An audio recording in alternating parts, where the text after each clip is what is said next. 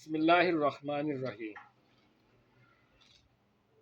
تعارف اسلام یا فہم اسلام کے سلسلے میں کتاب دینیات کا اگلا موضوع ہے اسلام کے فائدے۔ ہم نے یہ دیکھنا ہے کہ اسلام کا طریقہ اختیار کرنے میں کیا فائدہ ہے۔ ہم یہ تو جان چکے ہیں کہ اس جہان میں ہر طرف خدا کی خدائی کے نشانات پھیلے ہوئے ہیں۔ کائنات کا یہ عظیم الشان کارخانہ جو ایک مکمل نظام اور ایک اٹل قانون کے تحت چل رہا ہے، خود اس بات پر گواہ ہے کہ اس کا بنانے والا اور چلانے والا ایک زبردست فرما روا ہے، جس کی حکومت سے کوئی چیز سرتابی نہیں کر سکتی۔ تمام کائنات کی طرح خود انسان کی فطرت بھی یہی ہے کہ اس کی اطاعت کرے، چنانچہ بے سمجھے وہ رات دن اس کی اطاعت کر ہی رہا ہے، کیونکہ اس کے قانون قدرت کی خلاف ورزی کر کے وہ زندہ ہی نہیں رہ سکتا۔ لیکن خدا نے انسان کو علم کی قابلیت، سوچنے اور سمجھنے کی قوت، نیک و بد کی تمیز دے کر ارادے اور اختیار میں تھوڑی سی آزادی بخش دی ہے۔ اس آزادی میں دراصل انسان کا امتحان ہے، اس کی عقل کا امتحان ہے، اس کی تمیز کا امتحان ہے، اور اس بات کا امتحان ہے کہ اسے جو آزادی عطا کی گئی ہے اس کو وہ کس طرح استعمال کرتا ہے۔ اس امتحان میں کوئی ایک طریقہ اختیار کرنے پر انسان کو مجبور نہیں کیا گیا ہے، کیونکہ مجبور کرنے سے امتحان کا مقصد ہی فوت ہو جاتا ہے۔ تم سمجھ سکتے ہو کہ امتحان میں سوالات کا پرچہ دینے کے بعد اگر تم کو ایک خاص جواب دینے پر مجبور کر دیا جائے تو ایسے امتحان کے کوئی فائدہ نہیں ہوگا۔ تمہاری قابلیت کی اصل تو اسی وقت کھلے گی جب تم کو ہر قسم کا جواب دینے کا اختیار حاصل ہو۔ اگر تم نے صحیح جواب دیا تو کامیاب ہوگے اور آئندہ ترقیوں کا دروازہ تمہارے لیے کھل جائے گا، اور اگر غلط جواب دیا تو ناکام ہوگے اور اپنی قابلیت سے خود ہی دستبردار ہو جاؤ گے۔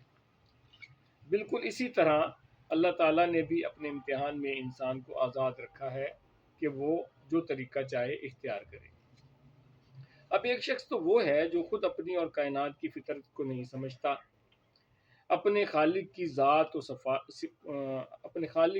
و صفات کو پہچاننے میں غلطی کرتا ہے، اور اختیار کی جو آزادی اسے دی گئی ہے اس سے فائدہ اٹھا کر نافرمانی اور سرکشی کا طریقہ اختیار کرتا ہے۔ یہ شخص علم اور عقل اور تمیز اور فرض شناسی کے امتحان میں ناکام ہو گیا۔ اس نے خود ثابت کر دیا کہ وہ ہر حیثیت سے ادنا درجے کا آدمی ہے، لہٰذا اس کا وہی انجام ہونا چاہیے جو تم نے اوپر دیکھ لیا۔ اس کے مقابلے میں ایک دوسرا شخص ہے جو اس امتحان میں کامیاب ہو گیا۔ اس نے علم اور عقل سے صحیح کام لے کر خدا کو جانا اور مانا، حالانکہ وہ ایسا کرنے پر مجبور نہیں کیا گیا تھا۔ اس نے نیک و بد کی تمیز میں بھی غلطی نہ کی اور اپنے آزاد انتخاب سے نیکی ہی کو پسند کیا، حالانکہ وہ بدی کی طرف بھی مائل ہونے کا اختیار رکھتا تھا۔ اس نے اپنی فطرت کو سمجھا، اپنے خدا کو پہچانا اور نافرمانی کا اختیار رکھنے کے باوجود خدا کی فرما برداری ہی اختیار کی۔ اس شخص کو امتحان میں اسی وجہ سے تو کامیابی نصیب ہوئی کہ اس نے اپنی عقل سے ٹھیک کام لیا، آنکھوں سے ٹھیک دیکھا، کانوں سے ٹھیک سنا، دماغ سے ٹھیک رائے قائم کی اور دل سے اسی بات کی پیروی کرنے کا فیصلہ کیا جو ٹھیک تھی۔ اس نے حق کو پہچان کر یہ بھی ثابت کر دیا کہ وہ حق شناس ہے، اور حق کے آگے سر جھکا کر یہ بھی دکھا دیا کہ وہ حق پرست ہے۔ ظاہر ہے کہ جس شخص میں یہ صفات موجود ہوں اس کو دنیا اور آخرت دونوں میں کامیاب ہی ہونا چاہیے۔ وہ علم اور عمل کے ہر میدان میں صحیح راستہ اختیار کرے گا، اس لیے کہ جو شخص ذات خداوندی سے واقف ہے اور اس کی صفات کو پہچانتا ہے وہ دراصل علم کی ابتدا کو بھی جانتا ہے اور اس کی انتہا کو بھی۔ ایسا شخص کبھی غلط راستوں میں بھٹک نہیں سکتا، کیونکہ اس کا پہلا قدم بھی صحیح پڑا ہے اور جس آخری منزل پر اسے جانا ہے اس کو بھی وہ یقین کے ساتھ جانتا ہے۔ اب وہ فلسفیانہ غور و خوض سے کائنات کے اسرار سمجھنے کی کوشش کرے گا، مگر ایک کافر فلسفی کی طرح کبھی شکوک و شبہات کی بھول بھلیوں میں گم نہ ہوگا۔ وہ سائنس کے ذریعے سے قدرت کے قوانین کو معلوم کرنے کی کوشش کرے گا، کائنات کے چھپے ہوئے خزانوں کو نکالے گا خدا نے جو قوتیں دنیا میں اور خود انسانوں کے وجود میں پیدا کی ہیں ان سب کو ڈھونڈ ڈھونڈ کر معلوم کرے گا۔ زمین و آسمان میں جتنی چیزیں ہیں ان سب سے کام لینے کی بہتر سے بہتر طریقے دریافت کرے گا، مگر خدا شناسی ہر موقع پر اس کو سائنس کا غلط استعمال کرنے سے روکے گی۔ وہ کبھی اس غلط فہمی میں نہ پڑے گا کہ میں ان چیزوں کا مالک ہوں، میں نے فطرت پر فتح پا لی ہے، میں اپنے نفع کے لیے سائنس سے مدد لوں گا، دنیا کو زیر و زبر کر دوں گا، لوٹ مار اور کشت و خون کر کے اپنی طاقت کا سکہ سارے جہان میں بٹھا دوں گا۔ یہ ایک کافر سائنسدان کا کام ہے۔ مسلم سائنسدان جتنا زیادہ سائنس پر عبور حاصل کرے گا اتنا ہی زیادہ خدا پر اس کا یقین بڑھے گا، اور اتنا ہی زیادہ وہ خدا کا شکر گزار بندہ بنے گا۔ اس کا عقیدہ یہ ہوگا کہ میرے مالک نے میری قوت اور میرے علم میں جو اضافہ کیا ہے اس سے میں اپنی اور تمام انسانوں کی بھلائی کے لیے کوشش کروں گا، اور یہی اس کا صحیح شکریہ بھی ہے۔ اسی طرح تاریخ، معاشیات، سیاسیات، قانون اور دوسرے علوم و فنون میں بھی ایک مسلم اپنی تحقیق اور جدوجہد کے لحاظ سے ایک کافر کے مقابلے میں کم نہ رہے گا، مگر دونوں کی نظر میں بڑا فرق ہوگا۔ مسلم ہر علم کا مطالعہ صحیح نظر سے کرے گا، صحیح مقصد کے لیے کرے گا اور صحیح نتیجے پر پہنچے گا۔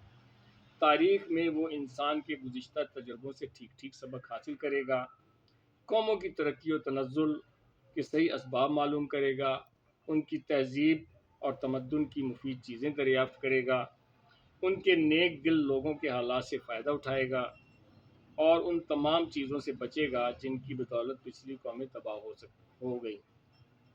معاشیات میں دولت کمانے اور خرچ کرنے کے ایسے طریقے معلوم کرے گا جن سے تمام انسانوں کا بھلا ہو، نہ یہ کہ ایک کا فائدہ اور بہتوں کا نقصان ہو جائے۔ سیاسیات میں اس کی تمام توجہ اس طرف ہوگی کہ دنیا میں امن، عدل اور انصاف اور نیکی و شرافت کی حکومت ہو۔ کوئی شخص یا کوئی جماعت خدا کے بندوں کو اپنا بندہ نہ بنائے۔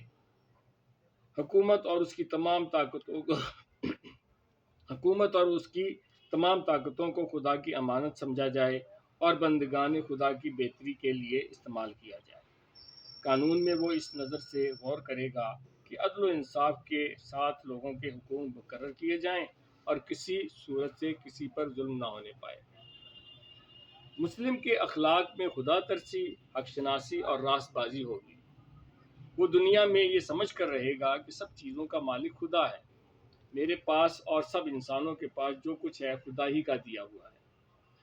میں کسی چیز کا حتیٰ کہ خود اپنے جسم اور جسمانی قوتوں کا بھی مالک نہیں ہوں، سب کچھ خدا کی امانت ہے، اور اس امانت میں تصرف کرنے کا جو اختیار مجھ کو دیا گیا ہے اس کو خدا ہی کی مرضی کے مطابق استعمال کرنا چاہیے۔ ایک دن خدا مجھ سے اپنی یہ امانت واپس لے لے گا اور اس وقت مجھ کو ایک ایک چیز کا حساب دینا ہوگا۔ یہ سمجھ کر جو شخص دنیا میں رہے اس کے اخلاق کا اندازہ کرو۔ وہ اپنے دل کو برے خیالات سے پاک رکھے گا، وہ اپنے دماغ کو برائی کی فکر سے بچائے گا، وہ اپنی آنکھوں کو بری نگاہ سے روکے گا، وہ اپنے کانوں کو برائی سننے سے باز رکھے گا، وہ اپنی زبان کی حفاظت کرے گا تاکہ اس سے حق کے خلاف کوئی بات نہ نکلے۔ وہ اپنے پیٹ کو حرام کے رزق سے بھرنے کے بجائے بھوکا رہنا زیادہ پسند کرے گا۔ وہ اپنے ہاتھوں کو ظلم کے لیے کبھی نہ اٹھائے گا، وہ اپنے پاؤں کو برائی کے راستے پر کبھی نہ چلائے گا، وہ اپنے سر کو باطل کے سامنے کبھی نہ جھکائے گا، خواہ وہ کاٹ ہی کیوں نہ دیا جائے۔ وہ اپنی کسی خواہش اور کسی ضرورت کو ظلم اور ناحق کے راستے سے کبھی نہ پورا کرے گا۔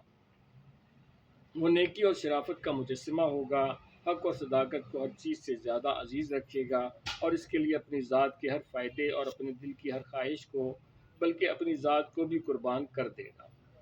وہ ظلم اور ناراستی کو ہر چیز سے زیادہ ناپسند کرے گا، اور کسی نقصان کے خوف سے یا کسی فائدے کے لالچ میں اس کا ساتھ دینے پر آمادہ نہ ہوگا۔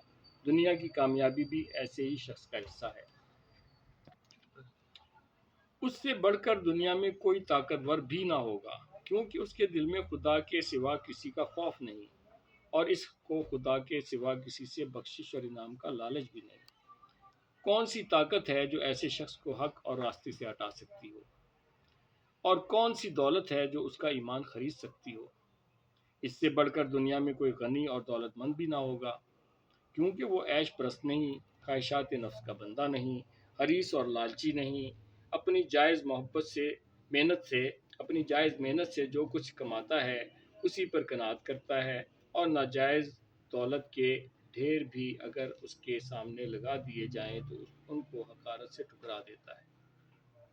یہ اطمینان کی دولت ہے جس سے بڑی کوئی دولت انسان کے لیے نہیں ہو سکتی۔ اس سے بڑھ کر دنیا میں کوئی محبوب اور ہر دل عزیز بھی نہ ہوگا، کیونکہ وہ ہر شخص کا حق ادا کرے گا اور کسی کا حق نہ مارے گا، ہر شخص سے نیکی کرے گا اور اس کے بدلے میں اپنے لیے کچھ نہ چاہے گا۔ لوگوں کے دل آپ اس کی طرف کھینچیں گے اور ہر شخص اس کی عزت اور محبت کرنے پر مجبور ہوگا۔ اس سے بڑھ کر دنیا میں کسی کا اعتبار بھی نہ ہوگا، کیونکہ وہ امانت میں خیانت نہ کرے گا، صداقت سے منہ نہ موڑے گا، وعدے کا سچا اور معاملے کا کھرا ہوگا، اور ہر کام میں سمجھ کر ایمانداری برتے گا کہ کوئی اور دیکھنے والا ہو یا نہ ہو، مگر خدا تو سب کچھ دیکھ رہا ہے۔ ایسے شخص کی ساکھ کا کیا پوچھنا، کون ہے جو اس پر بھروسہ نہ کرے گا؟ ایک مسلم کی سیرت کو اچھی طرح سمجھ لو تو تم کو یقین آ جائے گا کہ مسلم کبھی دنیا میں ذلیل اور محکوم اور مغلوب بن کر نہیں رہ سکتا، وہ ہمیشہ غالب اور حاکم ہی رہے گا، کیونکہ اسلام جو صفات اس میں پیدا کرتا ہے اس پر کوئی قوت غالب نہیں آ سکتی۔ اس طرح دنیا میں عزت اور بزرگی کے ساتھ زندگی بسر کرنے کے بعد جب وہ اپنے خدا کے سامنے حاضر ہوگا تو اس پر خدا اپنی نعمتوں اور رحمتوں کی بارش کرے گا، کیونکہ جو امانت اس کے سپرد کی گئی تھی اس کا پورا حق اس نے ادا کر دیا، اور جس امتحان میں خدا نے اس کو ڈالا تھا اس میں وہ پورے نمبروں کے ساتھ کامیاب ہوا۔ یہ ابدی کامیابی ہے جو دنیا سے لے کر آخرت تک مسلسل چلی جاتی ہے اور کہیں اس کا سلسلہ ختم نہیں ہوتا۔ یہ اسلام ہے، انسان کا فطری مذہب۔ یہ کسی قوم اور ملک کے ساتھ خاص نہیں، ہر زمانے اور ہر قوم اور ہر ملک میں جو خدا شناس اور حق پسند لوگ گزرے ہیں ان سب کا یہی مذہب تھا۔ وہ سب مسلم تھے، خواہ ان کی زبان میں اس مذہب کا نام اسلام یا کچھ اور ہو۔ اللہ تعالیٰ سے دعا ہے کہ وہ ہمیں ذاتی زندگی میں بھی اور اجتماعی زندگی میں اسلام پر مکمل طور پر جیسے کہ بیان کیا گیا ہے عمل کرنے کی توفیق عطا فرمائے۔ وآخر دعوانا الحمدللہ۔